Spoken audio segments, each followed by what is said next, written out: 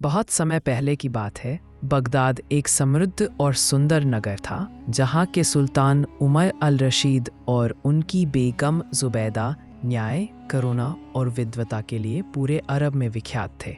उनके महल की शान थी उनकी इकलौती बेटी राजकुमारी माहिरा, जिसने शायरी, हिकमत और तलवारबाजी सब कुछ सीखा था। जब माहिरा विवाह योग्य हुई तो सारे अरब से राजकुमार उसके लिए रिश्ते लेकर आने लगे, लेकिन माहिरा ने एक अनोखी शर्त रख दी। जो भी मुझसे निकाह करना चाहे उसे मेरे 3 सवालों का जवाब देना होगा। अगर वो न दे सके तो जीवन भर शादी का विचार त्यागना पड़ेगा। इस ऐलान के बाद कई राजकुमार आए, दमिश्क से, काहिरा से, ईरान से, लेकिन माहिरा के सवालों के आगे सब असफल हुए। माहिरा के वे 3 सवाल थे। 1. हुस्न और अक्ल, सौंदर्य और बुद्धि में कौन बड़ा है और क्यों? 2.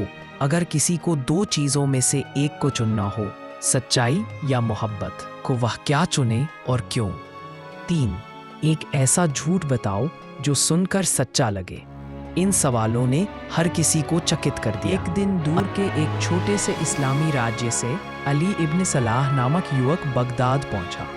वह कोई शहजादा नहीं था, लेकिन विद्वानों और सूफियों की संगत में पला था।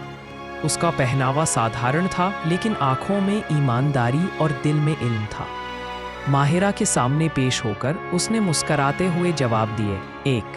अक्ल बड़ा है क्योंकि हुस्न वक्त के साथ ढल जाता है, लेकिन अक्ल उम्र के साथ निखरती है।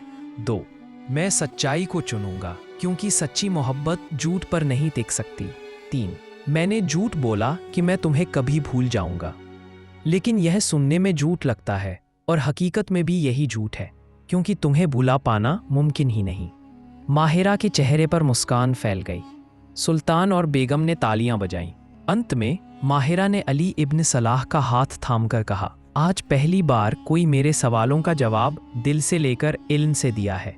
यही मेरा हमसफर बनेगा। बगदाद में 7 दिन तक जश्न चला, और कहते हैं अली और माहिरा ने मिलकर बगदाद को न्याय और ज्ञान का नया स्वर निकाल दिया।